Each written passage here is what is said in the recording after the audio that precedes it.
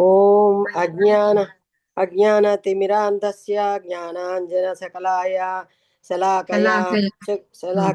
చక్షుర్మిలితం येन తస్మై శ్రీ గురవే నమః. శ్రీ చైతన్య చక్షుర్మిలితం చక్షుర్మిలితం येन తస్మై శ్రీ గురవే నమః. శ్రీ చైతన్య మనోభీష్టం స్థాపితం येन భూతలే స్వయం రూపః కదా మహ్యం దదాతి స్వపదాంతికం. వందేహం శ్రీగురో శ్రీయుతపదకమలం శ్రీగురోన్ వైష్ణవాంశ్చ శ్రీరూపం సాగ్రజాతం సహగణ రఘునాథాన్వితం తం సజీవం సాద్వైతం సావధూతం పరిజన సహితం కృష్ణ చైతన్య దేవం శ్రీ రాధాకృష్ణ పాదాన్ సహగణ లలితా శ్రీ విశాఖాన్వితాశ్చ. హే కృష్ణ కరుణా సింధో దీనబంధో జగత్పతే గోపేశా గోపికా కాంత రాధా కాంత నమోస్తుతే. తప్త కాంచన గౌరాంగీ రాధే బృందావనేశ్వరి వృషభానుసుతే దేవి ప్రణమామి హరిప్రియే. నమ ఓం శ్రీ విష్ణుపాదాయ కృష్ణప్రేష్టాయ భూతలే శ్రీమతే భక్తి వేదాంత స్వామిని ఇతి నామినే. నమస్తే సరస్వతే దేవి గౌరవాణి ప్రచారిణే నిర్విశేష శూన్యవాది పాశ్చాత్య దేశతారిణే. వాంఛాకల్పతరుభ్యశ్చ కృపా సింధుభ్య ఏవ చ పతితానాం పావనేభ్యో వైష్ణవేభ్యో నమో నమః. శ్రీకృష్ణ చైతన్య ప్రభు నిత్యానంద శ్రీ అద్వైత గదాధర శ్రీవాసాది గౌర భక్త బృంద. హరే కృష్ణ కృష్ణ కృష్ణ హరే హరే హరే రామ రామ రామ హరే హరే. జయ జయ చైతన్య జయ నిత్యానంద జయ అద్వైత చంద్ర జయ గౌర భక్త బృంద. 3 సార్లు చెప్పండి. జయ జయ శ్రీ చైతన్య జయ నిత్యానంద జయ అద్వైత చంద్ర జయ గౌర భక్త బృంద. జయ జయ శ్రీ చైతన్య జయ నిత్యానంద జయ అద్వైత చంద్ర జయ గౌర భక్త బృంద. మాతాజీ ఇంకోటి ఉంటుంది కదా, నమో భగవతే అదే నమో భగవతే వాసుదేవాయ. ఓం నమో భగవతే వాసుదేవాయ.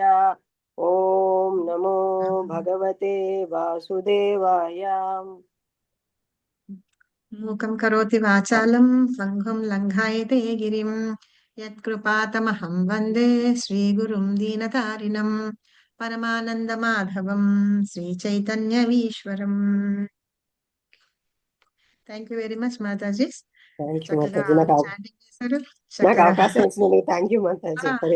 తీసుకోవాలి అలాగా అందరూ.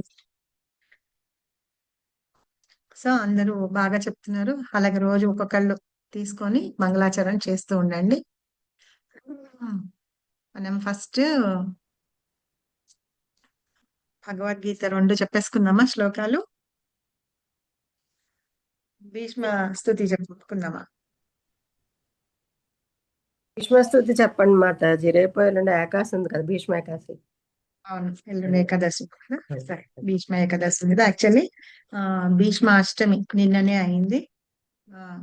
స్టార్ట్ చేసే ముందు మనం భాగవతం చెప్పుకుంటాం కాబట్టి ఒక్కసారి భాగవతం ప్రేయర్స్ చేసుకుందాము. నారాయణం నమస్కృత్య నరం చైవ నరోత్తమం దేవీం సరస్వతిం వ్యాసం తతో జయం ఉదీరయే. నష్టప్రాయేషు అభద్రేషు నిత్యం భాగవత సేవయా భగవతే ఉత్తమ శ్లోకే భక్తిర్భవతి నైష్టకి. కృష్ణాయ వాసుదేవాయ దేవకీ నందనాయ చ నందగోపకుమారాయ గోవిందాయ నమో నమః.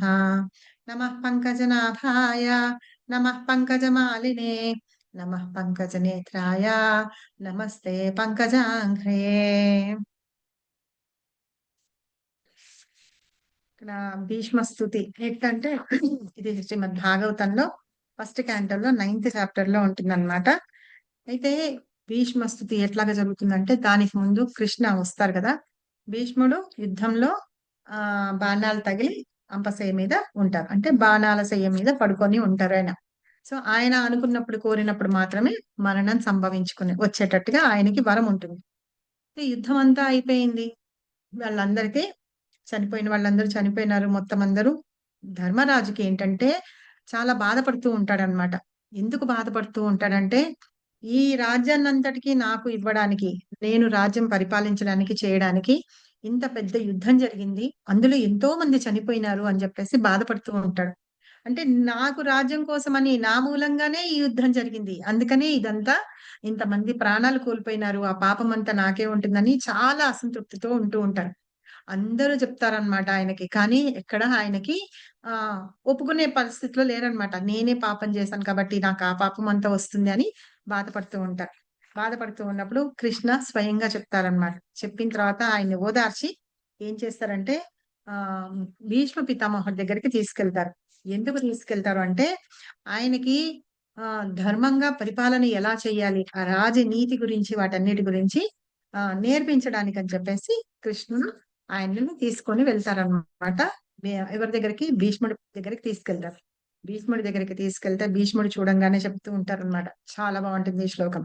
అహో కష్టం అహో న్యాయం యాద్యూయం ధర్మనందన జీవితం నార్హదా క్లిష్టం విప్రధర్మాచ్యుతాశ్రయ. అహో కష్టం అహో న్యాయం. అన్యాయం జరిగిపోయింది. మీకు ఎంత కష్టం వచ్చేసింది కదా! మీకు ఎన్ని అంటే ధర్మనందన అంటున్నారు. ధర్మరాజుని అన్నమాట. ధర్మనందన అంటూ మీకు ఎంత అన్యాయం జరిగింది కదా! మీరందరికీ మీరు ధర్మానికి తనయుడు. ధర్మరాజు. ధర్మ తనయుడు కదా! అందుకని. మీరు జీవించడానికి కూడా ఎంత కష్టమైపోయింది కదా! ఎన్నెన్ని కష్టాలు పడ్డారు మీరు అని అంటూ ఉన్నారనమాట. అలాంటి మీరందరూ ఎవరి ఆశ్రయం పొందారు అంటే, శ్రీకృష్ణుడి ఆశ్రయం పొందారు. ఆయన ద్వారానే మీరందరూ రక్షింపబడ్డారు అని చెప్తూ ఉంటారనమాట భీష్మ పితామహుడు. ఎట్లా అంటే వాళ్ళు మనకి అన్నీ తెలుసు కదా! వాళ్ళు ఎలాంటి కష్టాలు పడ్డారు. ద్రౌపదిని ఎలా అవమానించారు, లాక్షాగృహం తగలబెట్టారు. తర్వాత వాళ్ళని వనవాసానికి పంపించారు. మాయాజూదం ఆడి వనవాసానికి పంపించారు. ఇవన్నీ వాళ్ళందరికీ అన్యాయం జరిగింది గదా! పాండవులకి దాని గురించే చెప్తున్నారనమాట. చెప్పిన తర్వాత ఆయన ఏం చెప్తున్నారంటే, ధర్మంగా ఎలా పరిపాలించాలి అవి చెప్తూ కొన్ని విషయాలు చెప్తారు. ఈ 19వ అధ్యాయంలో ఈ శ్లోకాలన్నీ కూడా 32 శ్లోకాల వరకు కూడా ఆయన ఇవే చెప్తారనమాట. వాళ్ళు ఎలా చేయాలి అని. అయితే ఆహ్, ఏ విషయాలు చెప్పారని మాత్రమే చెప్తాను మీకు నేను. ఏం చెప్తారంటే నీతి శాస్త్రం గురించి చెప్తారు. ధర్మశాస్త్రం గురించి చెప్తారు. దాని గురించి వాళ్ళని ఎలా చూడాలి, ఎలా చేయాలి అని చెప్తారు. ప్రజలని ఎలా పరిపాలించాలి అవన్నీ చెప్తూ ఉంటారనమాట. అందులో నివృత్తి మార్గము, ప్రవృత్తి మార్గము అలాంటివన్నీ ఉంటాయి. అవన్నీ కూడా, అవన్నీ కూడా చెప్తారనమాట అంటే భీష్మ పితామహుడు ఎవరికి? ధర్మరాజుకి అవన్నీ చెప్తారు. చెప్పిన తర్వాత తను ప్రార్థన మొదలు పెడతారనమాట. ఎదురుగుండా కృష్ణుడొచ్చారు. కృష్ణుడు స్వయంగా తీసుకొని వచ్చారనమాట ధర్మరాజుని. అయితే భీష్ముడికి ఎప్పటినుంచో కోరికుంటుంది. ధర్మరాజుని ఒక రాజులాగా చూడాలని. ఎందుకంటే ఆ సింహాసనం అతనిదే గదా! వాళ్ళ నాన్న తర్వాత ఆయనదే కాబట్టి అలా చూడాలనుకుంటారు. అందుకని కృష్ణుడు వాళ్ళని తీసుకొని ఆ భక్తుడి యొక్క కోరిక తీర్చడానికని చెప్పి ధర్మరాజుని మిగతా తమ్ముళ్ళున్నారు కదా! నలుగురు తమ్ముళ్ళున్నారు కదా! వాళ్ళందరిని అన్నమాట.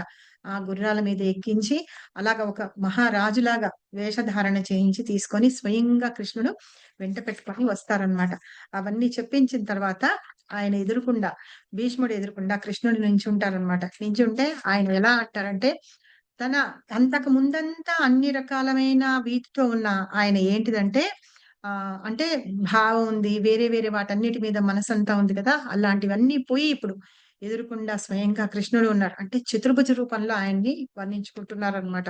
చూస్తూ ఆయన అంత అందంగా ఉన్నారు. ఆయన గురించి చూస్తూ మనసులో ఇంకా ఎలాంటి వేరే రకాలైన ఆలోచనలు గాని ఏమీ లేకుండా ఆ భగవంతుడిని చూస్తూ అన్నమాట. ఆయన రూపాన్ని తదేకంగా చూస్తూ శుద్ధమైన ధ్యానంతోటి మొత్తం అంతా ఆ భగవంతుడి మీద తన ధ్యానం పెట్టి అలాగ పెట్టినప్పుడు ఏంటంటే, మనలో ఉన్న కల్మషాలు కానీ, అశుభాలు గాని అన్నీ తొలగిపోతాయన్నమాట.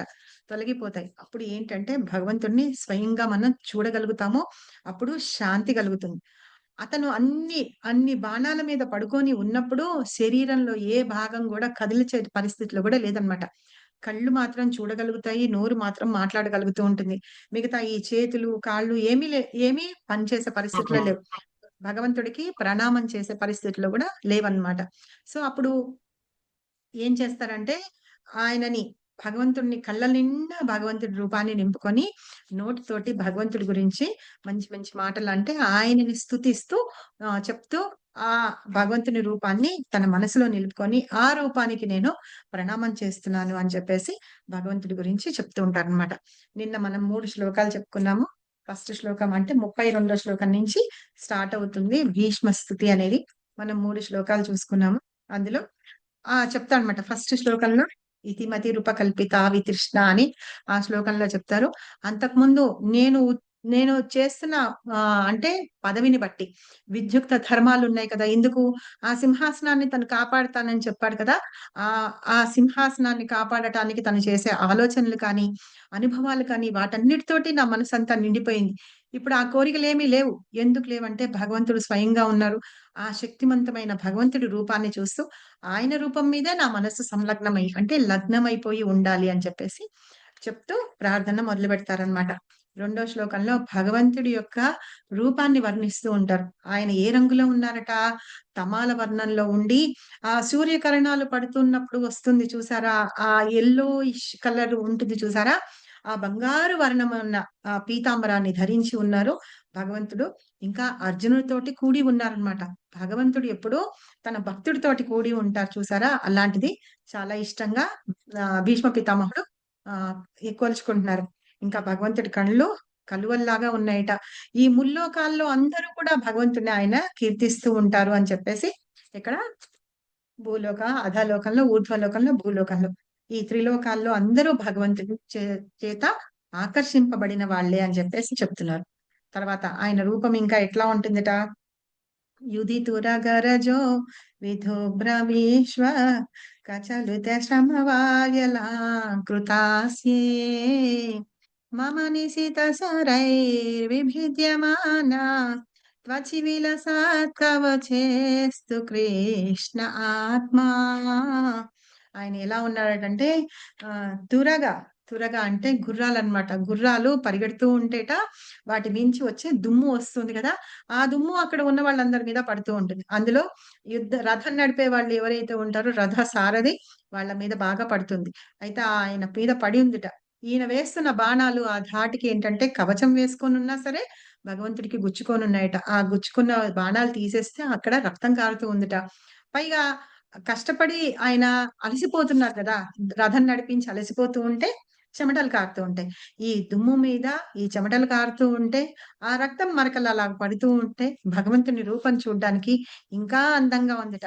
పైగా ఆయన కురులన్నీ ఇలాగ ముంగురులు తిరిగి ఇలా ఉన్నాయి కదా! అలాగ చూస్తూ ఉంటే కృష్ణుడి మొహాన్ని గాని, ఆయన్ని చాలా అందంగా ఉంది అని చెప్పేసి ఆయనని పొగుడుతున్నారు. అంటే ఆ వీర రసంలో ఉన్నారట భగవంతుడు.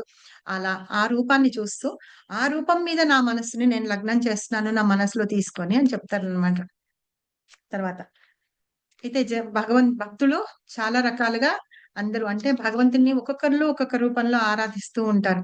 గోపికలు బృందావనంలో కృష్ణుడిని ఆరాధిస్తారు. కొంతమంది అంటే రుక్మిణి ఆయన పట్టప్రాణులు ఎవరైతే ఉన్నారో రుక్మిణి, సత్యభామ వాళ్ళందరూ భార్యలు వాళ్ళందరూ కూడా ద్వారకా కృష్ణుడిని ఆయన్ని ఆరాధిస్తూ ఉంటారు. ఇంకా ఇంకా కొంతమంది కొన్ని కొన్ని రసాల్లో వాళ్ళు ఆరాధిస్తూ ఉంటే ఇక్కడ భీష్మ పితామహుడు మాత్రం వీర రసంలో భగవంతుడిని చూసి ఆయన కావాలి అనుకుంటున్నారన్నమాట. ఈయన కూడా వీరుడు కదా! యుద్ధ వీరుడు ఆయన చేస్తూ ఉంటాడు కదా! అలాగా వీళ్ళందరూ కూడా ఆరాధిస్తూ ఉంటారన్నమాట. తర్వాత నెక్స్ట్ శ్లోకంలో సపది సఖీవచో నిశీమ్య మధ్యే నిజ పరయోర్భలయోరథం నివేశ్య స్థితపతి పరసైనికాయురుక్ష్ణ కృతవతి పార్థ సకేరతిర్మమాస్తు. భగవంతుడు ఎవరు? పృథాతనయుడు కాదు, పృథాతనయుడు ఎవరు? అర్జునుడు. అర్జునుడికి మిత్రుడు. ఆయన ఏంటంటే ఆయనతో పాటు కలిసి కురుక్షేత్ర రంగంలో ఆయన వచ్చి ఉన్నారనమాట. వచ్చి ఉన్నప్పుడు ఏం చేశారు? అర్జునుడు చెప్పాడు, భగవద్గీతలో చదువుకుంటాం మనం, యుద్ధం మధ్యలోకి వెళ్ళి నన్ను ఆ సేనయోరు భయోర్ మధ్యే అని చెప్తారు. రథం స్థాపయామి కృష్ణ అని చెప్పి చెప్తారు. ఆ 2 సేనల మధ్యలో రథాన్ని అక్కడ పెట్టు అని చెప్పి చెప్తారు పృథాతనయుడు అర్జునుడు. అక్కడ చెప్పినప్పుడు ఏంటిట, అతనికి ఏమి తెలియక ఏం చేయాలో తోచక వీళ్ళందరూ నా వాళ్ళు, నేను చంపేయాలా అని చెప్పి అతను బాధపడిపోతున్నప్పుడు నువ్వేం చేసావు, అక్కడ మధ్యలో ఉంచి అతనికి భగవద్గీత చెప్పావు, అతనికి ధైర్యాన్ని సమకూర్చావు. అలాగే ఏంటంటే కృష్ణుడితోటి అలా సంబంధం పెట్టుకొని ఉన్న, స్నేహంతో ఉన్న వాళ్ళని ఏంటంటే నువ్వు అందరికీ కూడా అలాగా వాళ్ళందరినీ కూడా నువ్వు చాలా ఏంటంటే దగ్గరకు చేసుకొని వాళ్ళందరికీ ఆ ప్రసాదిస్తావు అని చెప్పి చెప్తున్నారు. ఇంకా ఏం చెప్తున్నారంటే అలాగ ఉన్నప్పుడు, అక్కడ కృష్ణుడు ఉన్నప్పుడు ఆ సేన అంతా భగవంతుడిని చూశారు కదా, ఆ చూస్తుంటేనే వాళ్ళందరికీ కూడా ముక్తి లభించిపోయింది అని చెప్పి అన్నమాట. భగవంతుడిని మామూలుగా చూడడం అంటేనే మనకందరికీ చాలా గొప్పమైన విషయం. అలాంటిది అక్కడ యుద్ధంలో ఉన్న వాళ్ళందరూ భగవంతుని దర్శనం చేసుకోగలిగారు. ఇంకా కొంతమంది అయితే అర్జునుడి, భగవంతుడి యొక్క భక్తుడైన అర్జునుడి చేతిలో వాళ్ళందరూ కూడా పోయినారనమాట. అలాగా అర్జునుడు సందిగ్ధ అవస్థలో ఉన్నప్పుడు, యుద్ధం చెయ్యాలా వద్దా అన్నప్పుడు నువ్వు అర్జునుడికి ఏం చెప్పావు, నువ్వు భగవద్గీత చెప్పి అతన్ని ఏం చెయ్యాలి అని చెప్పావు. అక్కడ చెప్తూ ఏం చెప్పారు, కాలోస్మి లోక ప్రవృత్తో, కాల రూపంలో నేనే ఉన్నాను అక్కడ అని చెప్పేసి, అక్కడ ఉన్న ఆ సైనికులు వాళ్ళందరి కూడా ఆయుష్, మిగతా అందరిది కూడా నేను ఆల్రెడీ తీసేసుకున్నాను. కానీ నువ్వేంటే అర్జునుడిని ఒక ఇన్స్ట్రుమెంట్ లాగా ఉపయోగించి నువ్వు అక్కడ యుద్ధం చేయించావు అని చెప్పి ఆ విషయాన్ని చెప్తూ ఉన్నారనమాట ఈ శ్లోకంలో. నెక్స్ట్, వ్యవహిత పృత్రనా ముఖం నిరీక్ష స్వజనవధాద్విముఖస్య దోషబుద్ధ్యా కుమతి మహరదా ఆత్మవిధేయా యాచరణారతి పరమస్య తస్య మేస్తు. ఇలా అర్జునుడికి ఏంటంటే జ్ఞాన బోధ చేసావు, ఎక్కడ యుద్ధ రంగంలో ఉండి నువ్వు జ్ఞాన బోధ చేసావు. దాంతో ఏంటంటే అర్జునుడు మోహంతో ఆవహించిపోయి ఉన్న అర్జునుడికి నువ్వు ఆత్మజ్ఞానాన్ని, ఆధ్యాత్మిక జ్ఞానాన్ని ఒసిగావు. అలాగ చేసి అతనికి ఉన్న అజ్ఞానాన్ని తొలగింప చేశావని. అలాంటి నీ చరణ కమలాలకి నేను ప్రార్థిస్తూ ఉంటాను. ఆ చరణ కమలాలు నా హృదయంలో పెట్టుకుంటాను అని. అయితే ఇక్కడ ఏం చెప్తున్నారంటే, భీష్ముడు మహాజనులు ఉన్నారు, 12 మంది మహాజనులు ఉన్నారు కదా, వాళ్ళల్లో ఒకళ్ళు అన్నమాట. అర్జునుడు చేసి తప్పు ఏం చేశాడు, అర్జునుడు తప్పేం చేయలేదు. తన వాళ్ళందరినీ నేను చంపలేను అని చెప్పేసి ఆ బివిల్డర్నెస్ అనేది ఒకటి వచ్చేసిందనమాట. ఎవరైనా సరే ఏంటంటే కృష్ణ ఏం చెప్పారట, ఎవరైనా సరే తప్పు చేస్తే గనక అలాంటి దుర్మార్గుల్ని శిక్షించాలి అని చెప్పారు. కానీ నువ్వు చంపాలనుకోవట్లేదు అని చెప్పి నువ్వు అవన్నీ చెప్పి అతనికి ఆ తత్వం ఏంటి అని అవన్నీ బోధించావు అని చెప్పేసి చెప్తున్నారనమాట. అంటే ఆ బివిల్డర్నెస్ అంటారు చూసారా, ఏమన్నాలి, కార్పణ్య దోష, ఆ దోషం అనేది ఉండకూడదు అని చెప్పేసి నువ్వు అతనికి జ్ఞానాన్ని ప్రసాదించావు అర్జునుడికి అని చెప్తున్నారనమాట. శ్లోకం ఉన్నది. సో ఇంకో నెక్స్ట్ శ్లోకంలో, స్వనిగమమపహాయ మాత్ప్రతిజ్ఞా మృతమధికర్తుమవాప్లుతో రథస్థా ధృతరథచరణో వ్యయాచలాద్ హరిరివహాంతుమిభం గతోత్తరీయా.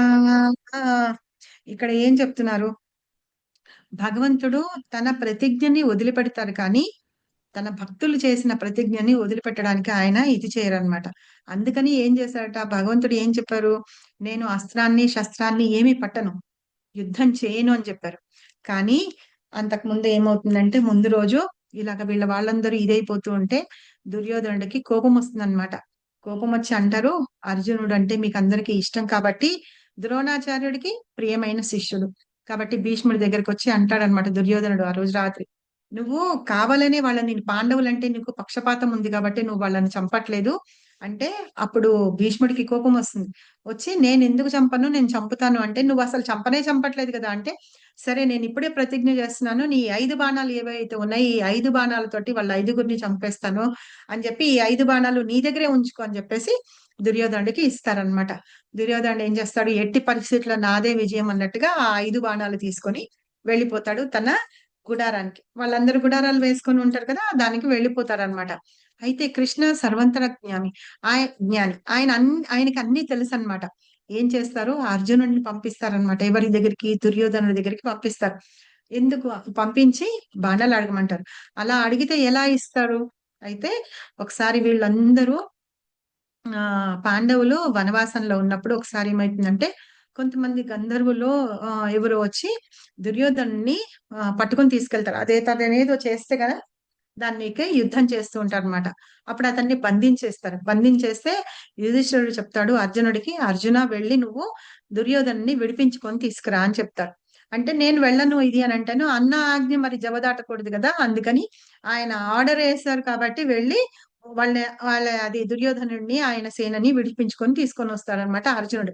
అప్పుడు దుర్యోధనుడు అంటాడు, నీకు ఎప్పుడన్నా ఏదైనా సహాయం కావాలంటే నేను 2 వరాలు అడిగితే ఇస్తానంటే అప్పుడు ఒక వరం అడుగుతాడు, ఇంకో వరం ఉంచుకుంటాడు. ఇప్పుడు కాదు, నేను తర్వాత నాకు అవసరం వచ్చినప్పుడు అడుగుతాను, నీకేం సహాయం కావాలంటే చేస్తానంటే అది ఇప్పుడు అడుగుతారనమాట. అప్పుడు నువ్వు అడిగావు కదా నాకు నీకేమన్నా కావాలంటే ఇస్తానని, నాకు ఒక 5 బాణాలు కావాలి అంటే 5 ఊళ్ళు కాదు, సూది మొన పెట్టే ప్లేస్ కూడా ఇవ్వనన్నవాడు చాలా ఆనందంగా, అంటే ఎందుకంటే భీష్ముడు 5 బాణాలు ఇచ్చి వాళ్ళని చంపేస్తానన్నాడు కదా, అతను ధీమాతో ఉన్నాడనమాట. ఎట్టి పరిస్థితుల్లో వాళ్ళు చనిపోతారు, మాకు యుద్ధంలో విజయం నాది అని చెప్పేసి దుర్యోధనుడు అంత ధీమాగా ఉంటాడు. ఆ టైంలో అర్జునుడు వచ్చేటప్పటికి చాలా ఆనందంగా పిలుస్తాడు. ఏం కావాలి నీకు అని అడిగితే అప్పుడు అడుగుతాడనమాట, నాకు ఒక 5 బాణాలు కావాలి అని. అయితే 5 బాణాలే కదా తీసుకో అని చెప్పి భీష్ముడి దగ్గర నుంచి తీసుకొని వచ్చిన బాణాలు ఉన్నాయి కదా, ఆ 5 బాణాలు అర్జునుడికి ఇచ్చేస్తాడనమాట. ఇచ్చేసేప్పుడు ఇంకా ఏంటి, ఆ బాణాలు 5 ఇచ్చేసాడు, అయిపోయింది, అర్జునుడు వెళ్ళిపోయినాడు. అప్పుడు చెప్తాడు, నువ్వు అప్పుడు అన్నావు కదా నీకేమన్నా కావాలంటే ఇస్తానన్నాను, ఇప్పుడు నాకు 5 బాణాలు ఇచ్చేసాడు, అయిపోయింది. నెక్స్ట్ రోజు పొద్దున్నే యుద్ధానికి బయలుదేరాలి. భీష్ముడు వెళ్ళి అడుగుతాడనమాట, నిన్న నీకు ఇచ్చాను కదా ఆ బాణాలు ఇవ్వు, ఈ 5గురిని ఇవాళ చంపేస్తానని చెప్పేసి బాణాలు వేసేస్తానని. అంటే చూస్తే బాణాలు ఉండవు, రాత్రి అర్జునుడికి ఇచ్చేసారనమాట. సో ఇట్లా ఏంటంటే భగవంతుడు వాళ్ళకి వీళ్ళ పాండవుల వెనక ఉండి ఎన్ని నడిపిస్తూ ఉన్నారు. ఇంకా ఏంటంటే వాళ్ళకి భగవంతుడు ఇంకా ఏం చెప్పారు, తను అస్త్రం శస్త్రం పట్టనని చెప్పారు. ఆ రోజు యుద్ధంలో ఇంకా ఆ భీష్మ పితామహుడు చాలా వీరత్వంతో యుద్ధం చేస్తూ ఉంటే గనక ఆ బాణాల వర్షానికి అర్జునుడు ఎక్కడ చనిపోతాడో అన్నట్టుగా అనిపించింది అనమాట. దానికి కృష్ణుడికి చాలా కోపం వచ్చేసి ఏం చేశాడంటే ఒక్క ఉదుటున రథంలోంచి కిందకి దూకేసి, ఇంకా ఏంటంటే భీష్ముడు ప్రతిజ్ఞ చేస్తాడనమాట దుర్యోధనుడితోటి, ఇవాళ ఎట్టి పరిస్థితిలో నేను అర్జునుడిని చంపుతాను, కృష్ణుడి చేత ఆయుధం పట్టిస్తాను అని చెప్పి ప్రతిజ్ఞ చేస్తాడు. అయితే ఇక్కడ కృష్ణుడు ఏం చేస్తాడు, రథంలోంచి దిగేసి దూకి ఆ బాణాల వాన తగ్గాలి కదా, అందుకని రథం చక్రం తీసుకొని ఒక్క ఉదుటున భీష్ముడి దగ్గరికి, భీష్ముడి మీదకి పరిగెడతారు. ఆయన పరిగెత్తిన లంఘం అంటారు కదా, ఇక్కడి నుంచి ఇక్కడ జంప్ చేసేది ఎలా ఉంటుందంటే ఒక సింహం, హరిహి అంటే ఇక్కడ సింహం అన్నమాట. ఆ సింహము ఒక పెద్ద ఇది వేసి ఒక ఏనుగుని పట్టుకోవడానికి వెళ్తున్నట్టుగా ఉందిట. ఇభం అంటే ఏనుగు అన్నమాట ఈ శ్లోకంలో. సో ఆ ఏనుగుని పట్టుకోవడానికి ఒక ఉదుటున ఇలా జంప్ చేసి ఎలా అయితే ఒక సింహం వెళ్తుందో అలాగ వెళ్ళారట భగవంతుడు చక్రం పుచ్చుకొని. ఆ చక్రాన్ని పుచ్చుకొని వెళ్ళినప్పుడు ఆయన మీద ఉన్న ఉత్తరీయం ఇలా వేలాడిపోతుంట. హంతుమిభం గతోత్తరీయం, ఆ ఉత్తరీయము గతి జారిపోయింది అని చెప్తున్నారు అనమాట. అది జారిపోయిందిట. ఆ రూపం చూస్తే నాకు చాలా ఇది అనిపిస్తుంది అని చెప్పేసి చెప్తున్నారు. ఇక్కడ భగవంతుడు ఏంటంటే భీష్ముడి యొక్క ప్రతిజ్ఞని నిలబెట్టాలి. ఏంటి, భగవంతుడి చేత అస్త్రం పట్టిస్తానని చెప్పారు, ఆయుధం పట్టిస్తాను. అలా పడితే గనక ఇంకా వీళ్ళు ఓడిపోయినట్టే కదా, ఇంకా కృష్ణుడు వెళ్ళిపోతారు, వీళ్ళే ఉంటారు, వీళ్ళని ఈజీగా చంపేయచ్చు అని.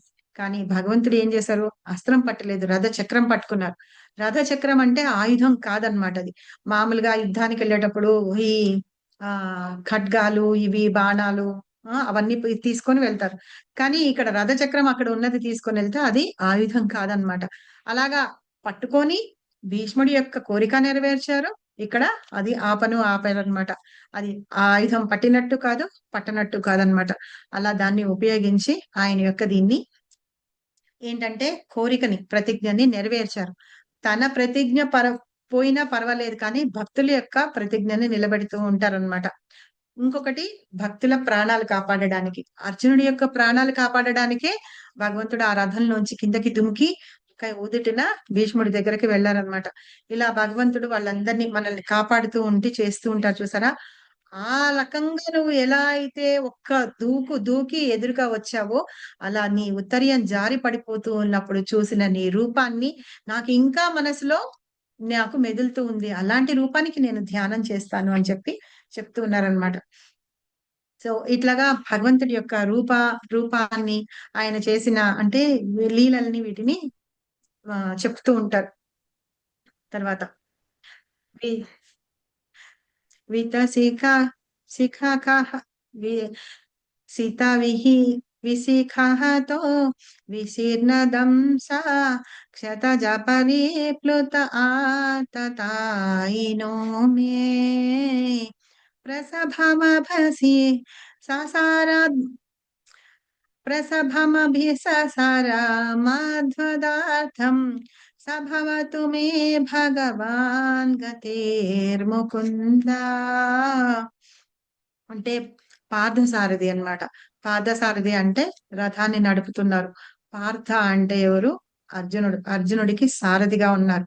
అందుకని భగవంతుడిని పార్థసారథి అంటూ ఉంటారు. ఆ పార్థసారథి మీద నా మనసు లగ్నం అవ్వాలి అని. రథాన్ని నడుపుతూ ఉన్న కృష్ణుడి మీద నా ఆ మనసు లగ్నం అవ్వాలి అని. ఆ యుద్ధ భూమిలో ఏమేమి జరుగుతున్నాయో ఆ విషయాలన్నీ గుర్తు చేసుకుంటూ ఉన్నారనమాట భీష్మ పితామహుడు. చేసుకుంటూ ఆ బాణాల వల్ల కృష్ణుడు ఎట్లా గాయపడిపోయి ఉన్నారు. అలాగే ఆ డాలు అనేది విరిగిపోయి ఉంటుంది. అలాగా ఇంకా ఏంటంటే అలా ఉంటూ ఇప్పుడు రథ చక్రాన్ని తీసుకొని ఆయన ఉదుటిగా ఒక దూకి వచ్చారు కదా! ఈ చిన్న పిల్లలు ఆకతాయి పనులు చేయడానికి ఎవరైనా కొట్లాడినా చేసినా గాని చేతిలో ఏది ఉంటే అది పట్టుకొని విసిరేయడానికి వాటికి వస్తుంటారు చూసారా? అట్లాగా ఆకతాయిగా నువ్వు ఆ చక్రం తీసుకొని నా మీదకి ఎగిరి దూకి వచ్చావు చూసావా ఆ రథచక్రంతోటి. అలాగా చూస్తూ ఉంటే నాకు అదే నా గమ్యం. ఆ ముకుందుడు, ఆ భగవంతుడి యొక్క రూపమే నా గమ్యము. అదే నా గమ్యం అని చెప్పేసి అనుకుంటూ ఉన్నారనమాట. ఆ గమ్యాన్ని ఆయనని నాకు ధ్యానం చేస్తూ ఉంటానని. అయితే భగవంతుడు ఏం చేశాడంటే మనకి ఎలా ఉంటుంది మన డెత్ అనేది ఎలా ఉంటుంది మనకే తెలీదనమాట. కానీ భగవంతుడు అందరివి అన్ని అరేంజ్ చేసి పెడుతూ ఉంటారు కదా! అలాగే పరీక్షిత్ పుట్టుక సమయంలో ఆయన రక్షించారు. తర్వాత లాస్ట్‌లో ఆయనకి ఏమి హెల్ప్ చేయలేదు గూడా. తనంటే అతను వెళ్ళిపోవాలి. అది వెళ్ళాలి. తర్వాత కలియుగం వస్తుంది. భాగవతం ఆయన ద్వారానే రావాలి. అలా ఉంటుంది కదా! అలాగా భగవంతుడు కొన్ని సార్లు ఎవరెవరిని కాపాడుతారో, ఎందుకు కాపాడరో కూడా తెలీదనమాట. అదంతా భగవంతుడి లీలలాగానే ఉంటుంది అని ఆయనకే తెలియాలి అని చెప్పి. కాబట్టి మనము ఏమి ఇది చేయలేం. అలాగా భగవంతుడు అలా వచ్చి నా మీదకి వచ్చినప్పుడు ఆ రూపాన్ని నేను ధ్యానించుకుంటూ ఉంటాను అని చెప్పేసి అలా అర్జునుడిని కాపాడడానికి నా మీదకి వచ్చిన రూపాన్ని నేను ధ్యానిస్తాను అని చెప్తున్నారన్నమాట. విజయ రథ కుటుంబ ఆర్తతోత్రే ధృతహయరస్మినిత శ్రియే క్షణీయే భగవతి రతిరస్తు మే మూషో రహిమిహ నిరీక్ష హతాగత స్వరూపం. ఆ రథాన్ని తోలుతున్న రథం ఏంటంటే విజయ రథ అంట. ఆ రథాన్ని ఒక తాడుతోటి తోలుతూ ఉన్నారు. వాటిని ఇంకొక చేత్తోని ఇలా ఇవి సంకెళ్ళు పట్టుకుంటూ ఇంకొక పక్కన కొరడాలతోటి గుర్రాల్ని కొడుతూ ఉన్నారు చూసారా? అది చూస్తూ ఉంటే ఆయనే నా గతి. ఆయన తప్ప నాకు వేరే ఇంకేం గతి అని చెప్పి లేదు. ఇంకా ఏంటంటే అర్జున్ని మించిన భక్తుడు లేడు. అలా ఆయన అంత గొప్ప భక్తుడుగా ఉన్నారు కాబట్టే భగవంతుడు స్వయంగా పార్థసారథి అయ్యి ఆ విజయ రథాన్ని నడిపించి ఉన్నారు అని చెప్పేసి ఆ అర్జునుడితో పాటు కృష్ణుడిని ఆ పార్థసారథిని చూస్తూ ఉంటే నాకు చాలా ఆనందం కలుగుతుంది. అదే కదా నేను చూడాలనుకుంది. ఆయనే నా గతి అని చెప్తున్నారన్నమాట. అయితే ఎప్పుడైనా సరే మనము భగవంతుడిని మనం ఎలా చూస్తామో ఒకళ్ళని చూడాలనుకో. కొంతమంది ఒక్కొక్కళ్ళు ఒక్కొక్క రకంగా చూడాలనుకుంటారు. ఒక్కొక్కసారి కొంతమందేమో అర్జునుడితోటి ఇప్పుడు భీష్ముడు చూసినట్టుగా కొంతమంది మనం ఏం చేస్తాం లక్ష్మీనారాయణులు గాని, రాధా కృష్ణుల్ని గాని, లేకపోతే కృష్ణుడితో పాటు ఉన్న గోవుని కానీ అలాగా చూస్తూ ఉంటాం. బాలగోపాలుడు కానీ అలాగా ఒక్కొక్క రూపాల్లోను మనం చూడాలనుకుంటాం కదా! చాలా మంది ఏంటంటే జంటగా చూడాలనుకుంటారు కదా! జంటగా చూడాలనుకున్న వాళ్ళల్లో లక్ష్మీనారాయణులు కానీ, వెంకటేశ్వర స్వామి కూడా లక్ష్మితో ఉంటారు కదా! అలాగా గొప్ప గొప్ప భక్తులందరూ అలా చూడాలనుకుంటారట. కానీ గోపికలేమనుకుంటారట భగవంతుడిని ఆయన్ని బృందావనంలో ఉన్న కృష్ణుడిలాగా చూసుకుంటూ ఉంటారు. గొప్ప గొప్ప కృష్ణ భక్తులు అని చెప్తున్నారనమాట. ఇలా నా మరణ సమయంలో ఆయన ఎవరైతే రూపం ఉంది ఆ భగవంతుడి రూపము, ఆయన శ్రీకృష్ణుడు ఎవరైతే ఉన్నారో ఆయనే నా గతి అని చెప్తున్నారనమాట. ఎలా అయితే ఎడం చేత్తో ఆ గుర్రాల పగ్గాలు అంటారు చూసారా, తాళ్ళు ఉంటాయి, మనం పట్టుకొని వాటిని ఆదరిస్తూ ఉంటాము.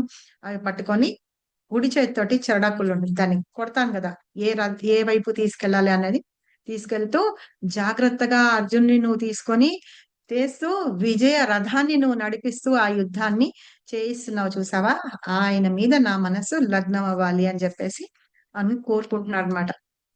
అయితే కురుక్షేత్రంలో కూడా ఏంటంటే అక్కడ వాళ్ళందరూ ఎవరెవరైతే చూసి ఉన్నారో భగవంతుడిని చూసి ఉన్నారో వాళ్ళందరూ కూడా, మరణించిన వాళ్ళందరూ కూడా ఏంటంటే భగవంతుని దర్శించి వాళ్ళందరూ ముక్తిని పొందారు అని చెప్తున్నారు.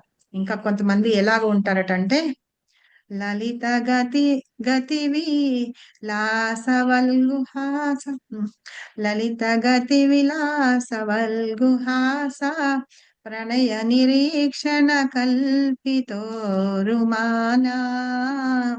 కృతమనుకృతవత్య ఉన్మదాంధ ప్రకృతి మగన్ కిల యస్య గోపవత్యా. భగవంతుడిని ఎవరెవరు రకాలుగా ఎలా పూజిస్తారు అనేది చెప్తున్నారనమాట. ఎవరి అయితే ఆయన నడక, గమనం అంటే నడక అన్నమాట, ఆ సుందరమైన నడకను చూసి ధ్యానం అంటే వాళ్ళంతా ఆ ఏమైపోతారు, మనసులు పారేసుకుంటారట. అలాంటి వాళ్ళు ఎవరు అంటే ఆయన చూసే మందహాసం, అంటే చిరు మందహాసం తోటి చూసే ఆ చూపులు, వీక్షణాలు అవి ఉంటాయి చూసారా, ఆ నడకతోటి వస్తూ అలా మందహాసం తోటి ఆ చూపులు చూస్తూ ఉంటే వాటిని ఎవరు ఆస్వాదిస్తూ ఉంటారు, అందరూ ఆస్వాదిస్తారట. కానీ గోపికలైతే ఇంకా ఆస్వాదిస్తూ ఉంటారట. వాళ్ళు ఏమైపోతారట అంటే ఉన్మత్తులైపోతారట. అంటే ఆ పిచ్చి పిచ్చి పట్టిన వాళ్ళు అంటాం చూసారా, అలాగా గోపికలైతే ఉన్మత్తులైపోతూ ఉంటారట. అయితే ఇలాగా గొప్ప గొప్ప అంటే వాళ్ళందరూ కూడా భగవంతుని యొక్క ఆయన లీలలని కానీ ఆ చిరు మందహాసాలని కానీ ఆయన యొక్క నడకని కానీ వాటన్నిటిని కూడా వాళ్ళందరూ చాలా గొప్పగా వర్ణిస్తూ ఉంటారనమాట. అలాగా వస్తూ ఉన్న కృష్ణుని యందు గోపికలు ఎలా అయితే ఉన్మత్తులు అయిపోతూ ఉంటారో అలా వస్తున్న కృష్ణుణ్ణి నా మనసు ఆకట్టుకొని నా మనసు ఆయన మీద లగ్నం అయిపోవాలి అని చెప్తున్నారనమాట. అయితే ఇంకా ఇక్కడ ప్రత్యేకంగా ఏంటంటే రాస నృత్యంలో వాళ్ళందరూ అంతర్ధానం వెళ్ళిపోయినప్పుడు చెందినప్పుడు కింద కృష్ణ వెళ్ళిపోతారు కదా మధ్యలో, మధ్యలో వెళ్ళిపోయినప్పుడు గోపికలు ఎంత విరహ వేదన పడుతూ ఉంటారు చూసారా, అలాగ విరహ వేదన పడుతూ ఉన్నప్పుడు కృష్ణుని గురించి వర్ణిస్తూ ఉంటారు ఆయన ఏంటి అని చెప్పేసి. అలా వర్ణిస్తూ ఉంటారు కదా, వాళ్ళది కదా మహత్తరమైన గొప్ప అనుభూతి, వాళ్ళు అలాగా వాళ్ళే ప్రార్థించగలరు. అందుకనే గోపిలు హయ్యెస్ట్ భక్తి చేసే వాళ్ళల్లో హైయెస్ట్ గా చెప్పుకుంటాము గోపికల్ని. సో ఇలాగా వస్తూ ఉన్న కృష్ణుని ఆయన మీద, అలాంటి ఆయన మీద నా మనసు ఎప్పటికీ లగ్నం అవ్వాలి అని చెప్తూ ఇంకా రాజసూయ యజ్ఞంలో ఎలా ఉన్నారు అని, మునిగణ నృపవర్య సంకులేంత సదసి యుధిష్ఠర రాజసూయ ఏషాం అర్హణముపదే ఈక్షణీయో మమ దృశి గోచర ఏష విరాత్మా. ధర్మరాజు ఒకసారి రాజసూయ యాగం చేశారనమాట. రాజసూయ యాగం చేసినప్పుడు ఏంటంటే రాజులు అక్కడ ఉన్న వాళ్ళందరూ కూడా ఆ తాంబూలం, అగ్రతాంబూలం ఎవరికి ఇవ్వాలి అంటే అందరూ ఆ ఏక ఏక కంఠంతో వాళ్ళందరూ కృష్ణుడికి ఇవ్వడానికి వాళ్ళందరూ ఒప్పుకుంటారు. అలా వచ్చినప్పుడు ఆ గొప్ప సభలో నిన్ను పూజించారు కదా వాళ్ళందరూ, అలాగ అందరూ కూడా రాజులు ఇంకా మునులు వాళ్ళందరూ కూడా నువ్వే గొప్పవాడివి, నీకే అగ్రతాంబూలం ఇవ్వాలి అని చెప్పేసి అందరూ నిన్ను పూజించారు చూసావా, అవన్నీ నాకు గుర్తొస్తున్నాయి ఇప్పుడు అవన్నీ అని. అలాగ నీ నీ అలాంటి నీ యందు నా మనసు లగ్నం చేసుకొని ఆ సంఘటనలన్నీ నేను గుర్తు చేసుకుంటున్నాను, అలా స్మరించుకుంటూ నేను నీ పాదాల చెంతనే నా మనస్సుని నేను స్మరిస్తున్నాను అని చెప్తున్నారు అనమాట. ఇలా చెబుతూ ఆయన ఏం చేస్తారంటే తన ధ్యాస మనసు అంతా భగవంతుడి మీద లీనం చేసి తన శరీరాన్ని చాలిస్తారనమాట. తమిమి తమిమి మహామజం శరీర భాజం హృది హృది తిష్ఠితమాత్మకల్పితానాం ప్రతిదృశమివ నైకధార్కమేకం సమధిగతోస్మి విధూత భేదమోహా. ఇలా కృష్ణుణ్ణి సంపూర్ణ ఏకాగ్రతతోటి ఆయన యందే ధ్యానం కలిగించి భీష్ముడు తన లాస్ట్ అంటే చివరి క్షణాల్లో ఆయన శరీరం ఏంటంటే మనకి అంతా ఏంటంటే మనందరం బద్ధజీవులం కదా. ఈ బద్ధజీవత్వం అంతా పోయి హృదయంలో వేరే ఆలోచన కానీ ఏమీ లేకుండా మొత్తం భగవంతుణ్ణి ధ్యానిస్తూ ఆయన గొప్ప లక్షణాలన్నిటినీ ఆయన రూపాన్ని ఆయన లీలల్ని వర్ణిస్తూ అలాగా ఉన్నాడనమాట. సూర్యుడు అన్ని చోట్ల ఉదయిస్తూనే ఉంటాడు కానీ అందరికీ కూడా ఏకమైన భావంతో చూపిస్తారనమాట. ఇక్కడ వస్తాను అక్కడ వస్తాను అని ఎలా అయితే చూపించరో భగవంతుడు కూడా అలాగే అన్నమాట. అందరికీ వాస్తవంగా ఒక్కడిగానే ఉంటారు కానీ మనం తీసుకునే భావంతో డిఫరెంట్ ఉందన్నమాట. ఇలాగా వాళ్ళందరూ పండితులు వాళ్ళు అందరూ కూడా ఏంటంటే వాళ్ళ హృదయంలో భగవంతుణ్ణి ఇలాగా పూజించుకుంటూ ఉంటారు, చేస్తూ ఉంటారు. సో ఇప్పుడు నా మనస్సు నిష్కల్మషంగా అయిపోయింది, అలా ఉన్న మనస్సుతో భగవంతుడిని ధ్యానిస్తున్నాను అని ఆయన సమాధికి వెళ్ళిపోతారు. తన ప్రాణాలని వదిలిపెట్టేస్తారు అనమాట, భగవంతుడిలో లీలమైపోతారు. సో ఇట్లాగా తను స్వయం లాస్ట్ లో ఏంటంటే ఇంకా ఏం చెప్తారు చూడండి. కృష్ణుడిని కొంతమంది ఏమో ఆ బృందావనంలో గోపికలు చాలా శ్యామసుందరుడిగా పూజిస్తూ ఆరాధిస్తారని. అయితే అల్పజ్ఞులైన పండితులు ఎలా వస్తారట, కొంతమంది బృందావన కృష్ణుడు కురుక్షేత్రంలో ఉన్న కృష్ణుడు వేరే వేరే అని భావిస్తూ ఉంటారనమాట. కానీ భీష్ముడు అలాంటి భేదభావాలు అన్ని ఏమీ లేకుండా పార్థసారథిగా ఉన్న భగవంతుణ్ణి మాత్రమే ఆయన ఆరాధ్య దైవంగా అనుకొని కృష్ణుని యొక్క రూపాన్ని ధ్యానిస్తూ ఆయన నామాన్ని ఆయన రూపగుణాలని కీర్తిస్తూ తను ఆ అంటే ప్రాణాలని వదిలిపెడతారనమాట. ఇలా భీష్మ పితామహుడు ప్రార్థనలు చేస్తూ ఉంటాడు. సారీ, నేను కొంచెం ఏంటంటే నిన్న ప్రాక్టీస్ చేశాను శ్లోకాలు చదవడం, కానీ మధ్య మధ్యలో కొంచెం తప్పులు పోయినాయి, ఏమనుకోవద్దు. ఇది భీష్మ స్తుతి. సో ఈ రకంగా ఏంటంటే భగవంతుణ్ణి నామాన్ని ఆయన రూపాన్ని మనసులో నింపుకొని కళ్ళ నిండా భగవంతుడి రూపాన్ని నింపుకొని నాలుక మీద భగవంతుడి నామాన్ని చెప్పుకుంటూ ఆయన్ని కీర్తిస్తూ ఇలాగా తన చనువు చాలిస్తారనమాట భీష్మ పితామహుడు. ఆయన ఎంత గొప్పవాడు అని అంటే తన కర్తవ్యం అంటే నేను ఇలాగా ఆ సింహాసనాన్ని నేను రక్షిస్తాను అని చెప్తారు కదా, అందుకని వాళ్ళ కోసం చేశారు తప్పించి చాలా మంది ఏమనుకుంటారంటే అలాగా ద్రౌపదికి అన్యాయం జరుగుతున్నా పాండవులకి అన్యాయం జరుగుతున్నా కూడా ఆయన నోరు మూసుకొని మాట్లాడకుండా ఏమీ మాట్లాడకుండా ఉన్నారు అని చాలా మంది తప్పుగా అర్థం చేసుకుంటారు భీష్మ పితామహుడిని. కానీ భీష్మ పితామహుడు అంత గొప్ప మహానుభావుడు ఎవరు లేరు. అందుకని 12 మంది మహాజనులలో ఆయన ఒకడుగా ఉన్నారనమాట. తన కర్తవ్యం ఏంటి, దాని కర్తవ్యాన్ని నిర్వహించడానికి కోసమే ఆయన అలా ఉన్నారు తప్పించి ఇంకా వేరే కాదని మనం ఎప్పుడు అర్థం చేసుకోవాలి. అందుకని ఆయన ఉత్తరాయణ పుణ్యకాలం అంటే ప్రతిసారి నేను చెప్తాను, ఉత్తరాయణ పుణ్యకాలం అంటే ఉత్తర గర్భంలో భగవంతుడు ఉండి పరీక్షిత్ని రక్షించారు కదా, అందుకని ఉత్తరాయణ అని అంటారు అని. ఆయన అంటే ఉన్నారు అని, ఉత్తర గర్భంలో ఉన్నారు కాబట్టి ఆయనని ఉత్తరాయణుడు అని కూడా అంటారనమాట భగవంతుడిని. అందుకని ఆయన రాక కోసం వెయిట్ చేస్తూ ఉన్నాడు. ఎప్పుడైతే యుధిష్ఠిర్ని మిగతా పాండవుల్ని అందరినీ తీసుకొని వచ్చి ఉన్నారో ఇప్పుడు వాళ్ళకి చెప్పించిన తర్వాత ఆయన ఎదురుకుండా అక్కడి నుంచి ఉంటే ఆయన్ని చూస్తూ ఈ స్తుతి చేస్తూ మనకి మామూలుగా అనిపించలేదా ఇన్ని బాణాలు గుచ్చుకుంటే ఆయనకి బాధ అనిపించలేదా అంటే భక్తిలో ఉంటేట అవన్నీ పోయినాయట. ఆ శ్లోకంలో ముందు శ్లోకంలో చెప్తారనమాట, ఆయనకి బాధ అనేది ఏమీ లేదనమాట, ముళ్ళు గుచ్చుకున్నట్టుగా కూడా లేదు. మొత్తం అంతా భగవంతుని ఎప్పుడైతే చూస్తాడో ఆ మొత్తం ఉన్న కల్మషాలు అన్నీ పోయి ఆ శుద్ధమైన మనస్సుతోటి భగవంతుణ్ణి ప్రార్థించి తన శరీరాన్ని చాలిస్తారనమాట. సో ఇది భీష్మస్తుతి. Thank you Hare very much. Krishna Mataji, మరి అది బాణాల మీద పడుకుంటారు కదా అంపశయ్య మీద, అట్లా బాణాల మీద ఎందుకు పడుకుంటారు?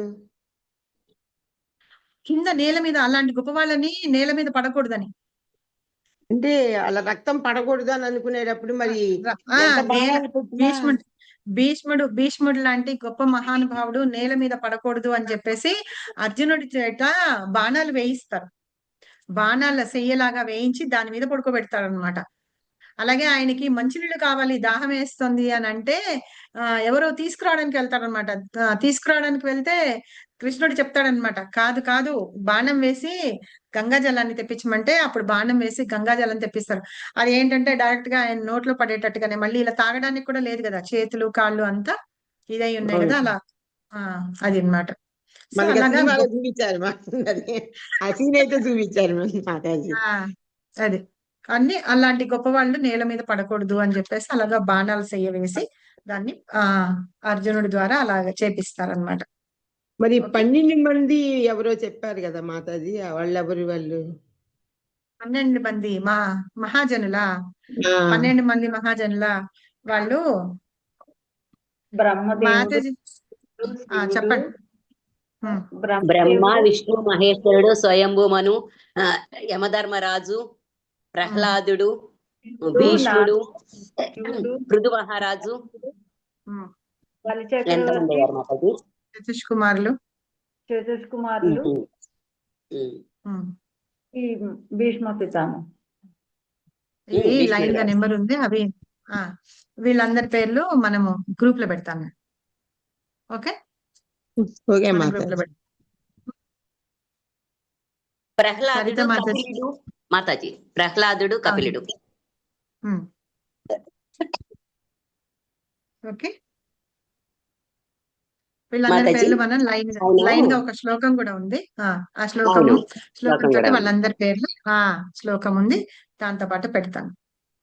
చెప్పండి మాతాజీ. మరి భీష్ముడు అంటే కృష్ణ భగవాన్ని చూశాడు కాబట్టి ఆ సీన్లన్నీ గుర్తు చేసుకుంటూ ఆ ఇదిలో చనిపోవాలనుకున్నాడు. మనం భగవంతుడిని చూడలేదు కదా, మనం ఎట్లా మనం చూడలేదు తలుచుకోవాలి? కాబట్టి ఇప్పుడు మనము ఆ శ్లోకంలో ఆయన చెప్తూ ఉన్నాడు కదా, ఆయన తమల వర్ణం అని చెప్తున్నారు కదా, ఆ శ్లోకం సమాల గుర్తుంటే మీకు? వర్ణం చెప్పాడు. చెప్పటం కాదు, మనమేమో ఊహించుకోవటం, ఆయన అయితే చూశాడు కదా, మనం కూడా చూస్తే మనం బాగా అలా గుర్తుపెట్టుకుంటాం కదా. మనం చూస్తే మనం అంటే గుర్తుపెట్టుకుంటాం. మన అంటే మనం స్థాయి అంటే చూస్తాం, మనకు ఆ స్థాయి అది భీష్మ పితామహుడు అంత అందరికీ రాదు, స్థాయికి మనం రావాలంటే కష్టం. అందరికీ రాదు. కాబట్టి ఏం చేయాలంటే వాళ్ళు చెప్పిన వర్ణనలు అవన్నీ ఏవేవైతే ఉన్నాయో అవి పదే పదే మనం తలుచుకుంటూ ఉన్నా, మనం రిమైండ్ చేసుకుంటూ మనం ఊహించుకుంటే కనుక ఆ రూపం మనకి కనిపిస్తుంది అన్నమాట, తెలుస్తుంది. సో అట్లా మనం భగవంతుణ్ణి చూడొచ్చు. ఇప్పుడు చాలా చోట్ల చెప్తారు వాళ్ళందరూ చూశారు. ఫోటో ఆ కృష్ణుడు అలాగా. నాకు అంతకు ముందు తెలిసేది కాదు, కృష్ణుడు చక్రాన్ని పట్టుకొని వెళ్తున్నాడు, అర్జునుడు కాళ్ళు పట్టుకుంటున్నాడు, ఆ భీష్ముడు అక్కడ ఉన్నాడు అని చెప్పేసి అది పిక్చర్స్ లో చూసాం, కానీ నాకు దాని గురించి అంతకన్నా తెలిసేది కాదనమాట. ఎప్పుడైతే నేను ఈ భాగవతం భక్తి వైభవంలో చేరిన తర్వాత భాగవతం క్లాస్ లో వింటూ ఉన్నప్పుడు అసలు గౌరంగ దర్శన్ ప్రభు ఎంత బాగా వర్ణించారంటే చెప్పడం అన్నమాట. ఇలా ఉదుకున ఒక సింహం ఎలా ఒక లంఘించి వెళ్ళడం అంటారు చూసారా, ఒక్కసారిగా ఇట్లా దూకెళ్తుంది కదా పట్టుకోవడానికి, ఇట్లా అట్లాగా వెళ్తున్నాడు కృష్ణుడు. అది చెప్తుంటే అసలు ఆ రూపం కళ్ళల్లో కనిపిస్తుంది అనమాట. ఆ తర్వాత నేను గూగుల్లో వాటన్నిటిలో వెతుక్కొని ఆ పిక్చర్ చూసాను. ఉండింది, మర్చిపోయినాను నేను పెట్టడము. నేను మన గ్రూప్ లో పోస్ట్ చేస్తాను తర్వాత క్లాస్ తర్వాత. అలాగా మనం ఏంటంటే మాతాజీ మనం ఊహించుకోవాలి అక్కడ వాళ్ళు చెప్పిన వర్ణన. ఇప్పుడు ఎందుకు ఒక సినిమా స్టోరీ చెప్తే మనం ఒక స్టోరీ ఇంకేదైనా చెప్తే అని వారిని ఊహించుకుంటాం చూసారా, మన కళ్ళ ఎదురు కనిపిస్తుంది. సో అట్లాగా మన భక్తులు వీళ్ళు చెప్తున్న దాన్ని ఏంటంటే మనము కళ్ళ ఎదుట కనిపించేటట్టుగా వాళ్ళు రాసి చెప్పి ఉన్నారు మనకి. ప్రభుపాద అంత బాగా కూడా ఎక్స్ప్లెయిన్ చేసి ఉన్నారు పర్పస్ లో. సో అలా ఊహించుకుంటూ ఉంటే మనకి తెలుస్తుంది మాతాజీ భగవంతుడిని. ఇప్పుడు మనం ఏంటంటే మన కళ్ళు అలాంటివి కాదు, మన సెన్సెస్ ఏవేవైతే ఉన్నాయో ఆ సెన్సెస్ కూడా ప్యూరిఫైడ్ కాదు. అలాంటప్పుడు భగవంతుడు మనకి ఎట్లా కనిపిస్తాడు చెప్పండి? అవును, కదా, కనపడదు. కనపడదు. ఒకవేళ వచ్చి నిజంగా భగవంతుడు ఉన్నా సరే ఈ కలియుగ ప్రభావం చేత ఎవరో వేషం వేసుకొని వచ్చారని అనుకుంటాం తప్పించి మనం అదే నిజంగానే మాతాజీ నా డౌట్. అప్పుడు కృష్ణుడు ఉన్నప్పుడు కూడా కృష్ణుడిని అందరూ భగవంతుడు అనుకోలేకపోయారు కదా కొంతమంది. అట్లాగే నేను కూడా ఇప్పుడు ఎవరన్నా ఉన్నారేమో, నేను అనుకోలేకపోతున్నానేమో అని మీకు ఎవరికన్నా తెలిస్తే చెప్పండి, నేను కూడా వాళ్ళని కొలుస్తాను. లేదు లేదు, మనకి కనిపించడు కృష్ణుడు, అందుకని వెళ్ళిపోయినారు కదా. మహాప్రభు రూపంలో వచ్చి మనకి భక్తి అనేది అంటే నామం ఇచ్చారు. అందుకనే కృష్ణుడు భగవంతుడు నామము రెండు వేరు కాదు కాబట్టి నామం జపం చేయండి అని చెప్పేసి మనకి నామం ఇచ్చారనమాట. ఓకే, హరే కృష్ణ మాతాజీ. ఇది 19వ శ్లోకంలో ఉంది మాతాజీ, 1.9.19 శ్లోకం మహాజనులది. ఆ శ్లోకంలో తాత్పర్యం భాష్యం ఇదంతా ఉన్నాయి కదా, అందులో ఉన్నాయి వరుసగా. శ్లోకం అంతా అది 19వ శ్లోకం 1.9.19 19 మాతాజీ.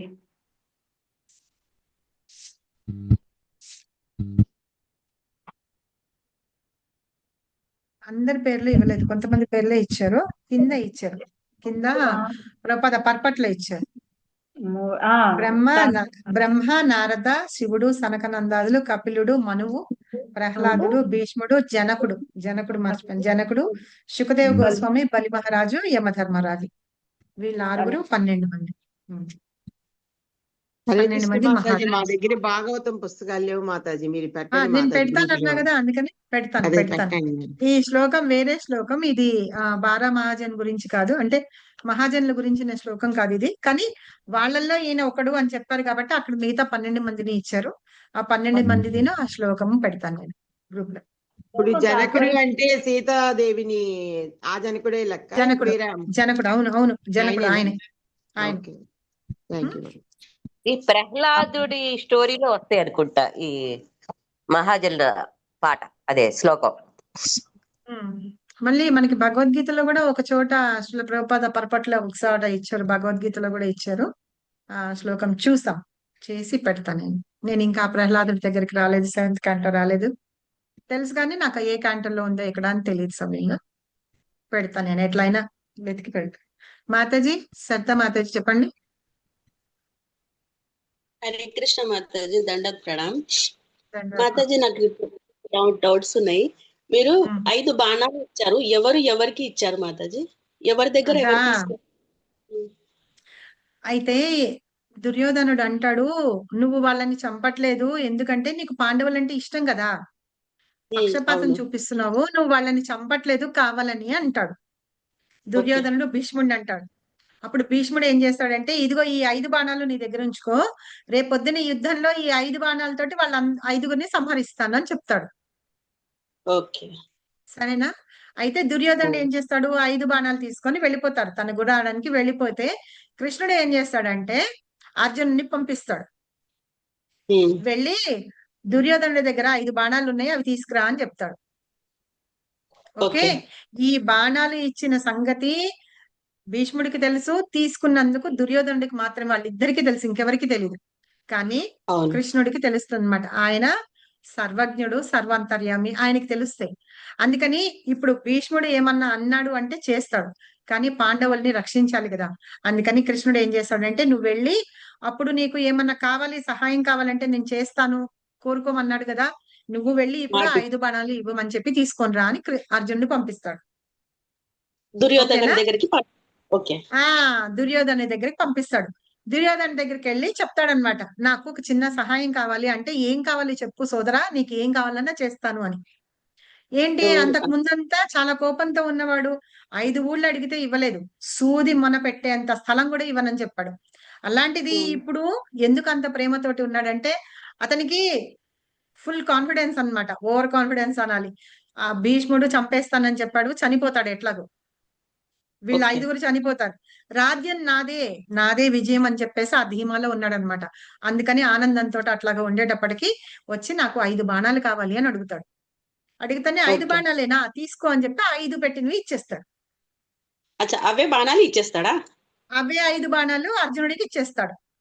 ఓకే, 5 బాణాలు అడగలేదు కదా మాతాజీ, మరి ఎందుకని ఇచ్చాడు అంటే, ఆ మనసులో అట్లాంటి భావాన్ని కలగజేశారా కృష్ణ భగవానుడు అవి ఇచ్చేటట్టు? ఎవరికి వెళ్ళి అడిగాడు అంటే, ఎవరికి భావం కలుగుతుంది అంటారు? దుర్యోధనుడికి. అర్జునుడు 5 బాణాలు అడిగారు గాని భీష్మ పితామహుడు అడిగిన 5 బాణాలు అడగలేదు కదా. అప్పుడు దుర్యోధనుడు వేరే బాణాలు ఇవే ఇచ్చారు అని అంటే ఆ భావన కలిగించారా అని. ఆ భావన కలిగించినా ఉండొచ్చు, అతను ఆనందంలో ఉన్నాడు, ఎదురుకుండా అవే ఉన్నాయి, లోపల కాదు కదా ఎక్కడన్నా. అర్థమైందా? ఇప్పుడు తల కింద పెట్టుకున్నాడు కదా తెచ్చుకొని, అడగంగానే ఏం చేస్తాడు, అవి ఇచ్చేసాడు. ఇప్పుడు మరి 5 బాణాలు భీష్ముడి దగ్గర తీసుకున్నాను, ఇవే నేను 5 ఇచ్చేస్తే వీళ్ళని ఎట్లా చంపుతాడు అన్నట్టుగా ఆలోచించలేదు ఆడు? ఆలోచించలేదు, అదే కదా. అంటే భీష్ముడు చెప్పిన మాటకి చాలా ఫుల్ ఆనందంలో ఉన్నాడు. అదే టైంకి పాండవులు గెలవాలనే ఉంది కదా, భీష్ముడు కూడా పాండవులు గెలవాలనే ఉంది, పాండవులు గెలవాలని ఉంది. అయినా కృష్ణుడే పంపించాడని తెలుసు ద్రౌపదిని, వెంటనే ఇచ్చేసాడు. వాళ్ళకి ఎవరికి తెలియదు కదా, తర్వాత ఆలోచించుకుంటాడు, అవును భీష్ముడు ఇచ్చిన బాణాలు నాకు భీష్ముడికే తెలుసు కదా, అర్జునుడు ఎలా వచ్చాడు అనుకొని అప్పుడు అనుకుంటాడు అనమాట, ఓహో ఇదంతా కృష్ణమాయ, నాకు తెలుసుకోలేకపోయినాను కదా అని. సరేనా? అవే బాణాలు తీసి ఇచ్చేస్తాడా? అందుకని మనం ఎప్పుడు ఏం చేయాలంటే దుర్యోధనుడిలాగా సేనని వాటిని కోరుకోకుండా జస్ట్ వెంటనే జరుగుతుంది ఇదంతా, వెంటనే వెళ్ళిపోతుంది ఇమ్మీడియట్ గా అలా అంటాడు, ఇలా వస్తాడు, పెట్టుకుంటాడు. అలా పెట్టంగానే అర్జునుడు వస్తాడు. ఈ అర్జున సోదర ఆహా ఏం కావాలి నీకు, మాకు గౌరంగ దర్శన్ ప్రభు చెప్తుంటే నిజంగానే అబ్బా మాకు సినిమా చూస్తున్నట్టే ఉందన్నమాట అక్కడ. ఏంటి సోదరా ఏం కావాలి నీకు అని చాలా ఆనందంతో ఉంటాడట. అడుగుతాడట. అడిగితే ఏం లేదు నాకు ఒక 5 బాణాలు ఇవ్వనంటే 5 బాణాలు అంతేనా తీసుకో అని చెప్పి తీసి ఇచ్చేస్తాడట. మీరు చెప్తుంటే కూడా అనిపిస్తుంది. ఎంత పిచ్చి కూడా ఆలోచించాలి, సంతోషంలో పడి అవి కూడా తీసి ఆలోచించలా. అర్జునుడు వెళ్ళిపోయిన తర్వాత అప్పుడు ఆలోచించుకుంటాడు. అవును ఏవి ఆ భీష్ముడు ఇచ్చిన బాణాలు ఏవి, అయ్యో అవే ఇచ్చాను కదా నేను అని చెప్పి అనుకుంటాడట. అనుకొని అప్పుడు ఆలోచించుకుంటాడు అనమాట. అవును మా ఇద్దరికి తెలుసు కదా ఈయన ఎక్కడి నుంచి వచ్చాడు, ఈయనకి ఎట్లా తెలుసు అని. ఓ అదంతా కృష్ణమాయ, కృష్ణకి తెలుసు కదా అంతా అది అనుకొని అనుకుంటాడు. ఇక ఏం చేసేదేం లేదనమాట. అప్పుడు మళ్ళీ వాళ్ళిద్దరు మాట్లాడుకున్నప్పుడు అప్పుడు అంటారు అనమాట, సరే నువ్వు ఇచ్చిన బాణాలతోటి ఇదైంది కాబట్టి కృష్ణుడే కారణం కాబట్టి కృష్ణుడి చేత ఎట్టి పరిస్థితుల్లో, ఆయన అస్త్రాలు శస్త్రాలు పట్టనన్నాడు కదా, ఎట్టి పరిస్థితుల్లో కృష్ణుడి చేత నేను ఇవాళ అస్త్రం పట్టిస్తాను రేపు పొద్దున యుద్ధంలో అని మళ్ళీ భీష్ముడు ప్రతిజ్ఞ చేస్తాడనమాట. సరేనా? సో అట్లాగా భగవంతుడు వాళ్ళతోటి ఉండి వాళ్ళ విజయానికి కారణమయ్యి అన్ని వాళ్ళ చేత నడిపించి చేశారనమాట ఆ యుద్ధం ఎట్లాగా జరగాలి అని. ఎందుకంటే ధర్మం జయించాలి, అధర్మం నశించాలి. అందుకని భగవంతుడు వచ్చారు కాబట్టి ఆయన ఆ పనులు చేశారు. ఓకే, ఇలాంటి గొప్ప గొప్ప మహా పితామహుల్ని అంటే భీష్ముడు లాంటి పితామహుల్ని వాళ్ళని మనం అట్లీస్ట్ మనం ఇలాగా స్మరించుకుంటూ ఉండాలి. వాళ్ళ తిరుభావ దినోత్సవాలప్పుడు, జన్మదినాలప్పుడు మన ఆచార్యుల్ని మనం చెప్పుకుంటూ ఉన్నాం కదా, అలాగా గుర్తు చేసుకుంటూ ఉండాలన్నమాట. ఓకే, ఆవిర్భావ దినోత్సవం భీష్ముడు కృష్ణ మాట్లాడే మాటలు అవన్నీ సంస్కృతేనా మాతాజీ? అంతే కదా, ఆ శ్లోకాలన్నీ సంస్కృతంలోనే కదా ఉంది. ఆ భాష సంస్కృతే కదా, వాళ్ళు మాట్లాడుకునే భాషనే సంస్కృతం. అవును. Okay okay, thank you Mataji. Okay, ఇవాళ కరెక్ట్ గా 11 అయింది. ఇంకెవరికైనా డౌట్స్ ఉన్నాయా? మనం వచ్చే వారం 9th చాప్టర్ ఎట్టి పరిస్థితుల్లో ఫినిష్ చేసి 2 శ్లోకాలు ఉన్నాయి, చాలా మంచిగా ఉన్నాయి ఆ 2 శ్లోకాలు కూడా. అవి చెప్పుకొని మనం వీలైతే వచ్చే మండేనే సమ్మరీ చెప్పేసుకుందాం 9th చాప్టర్ది. సరేనా? హరే కృష్ణ మాతాజీ, మధ్య మధ్యలో ఇట్లాంటివి కొన్ని చెప్పండి, చాలా బాగుంటున్నాయి అసలు. చెప్పుకుందాం అంటే మళ్ళీ ఎల్లుండి నిత్యానంద త్రయోదశి వస్తుంది. ఏకాదశి అయిపోయిన తర్వాత నిత్యానంద ప్రభు గురించి చెప్పుకుందాం. సరేనా? అంటే నెక్స్ట్ మళ్ళీ సోమవారం చెప్తారా? నెక్స్ట్ మండే కంపల్సరీగా చెప్తా. ఈ భగవద్గీత ఫినిష్ చేసేద్దాం, 9th చాప్టర్ ఫినిష్ చేసి టైం అంటే చెప్తాను, లేకపోతే కనుక ట్యూస్డే రోజు ఇట్లాగే చెప్తా. ఓకే, నిత్యానంద ప్రభు గురించి చైతన్య చరితామృతంలో ఆదిలీలలో ఉంది మొత్తం నిత్యానంద ప్రభు గురించి, అందులోంచి చెప్తాను నేను. సరేనా? Thank you Mataji. Okay Mataji, మీరు చెప్తుంటే మంచి ఇంట్రెస్టింగ్ నవ్వుతూ అవుతుంటది, స్టోరీస్ బాగా చెప్తారు మాతాజీ. మీరు గుర్తుపెట్టుకోవాలి, మరి నేను ఎప్పుడన్నా అడిగినప్పుడు నాకు సమాధానం చెప్పాలి. ఓకే మాతాజీ. నెక్స్ట్ వారం వచ్చే వారం మంగళాచరణ నేను చేస్తాను, దానికి మీనింగ్ కూడా